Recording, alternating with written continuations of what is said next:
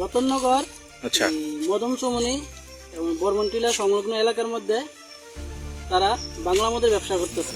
বিগত বহুদিন যাবৎ বছরের পর বছর দিনদার ব্যবসা করে তারা সমাজ নষ্ট করতেছে। আচ্ছা, এই সমাজের লোককে বাঁচানোর লেগে আমরা যে কোনো যুব সমাজ, যে সকল পোলাবাহিনী আছি, ভাই বন্ধুরা, বড় দাদারা, পাড়াপ্রতিবাসী, গ্রামবাসী সবাই মিললে তারা ধরার লেগে আমরা সবাই মাঠে নামছি আজকে। আচ্ছা, এই ক্ষেত্রে একজন ধরা পড়ছে, বাকি 4 জন লুকাই রয়েছে জঙ্গলে, ওখানে ধরা পড়ছে না।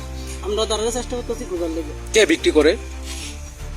এ বিক্রি করে অনেক পারফেক্টলি নাম জানা যাইতেছে না। তারা নামগুলি জানেননি? নাম এখনো পুরোপুরি সামনে আইছে না।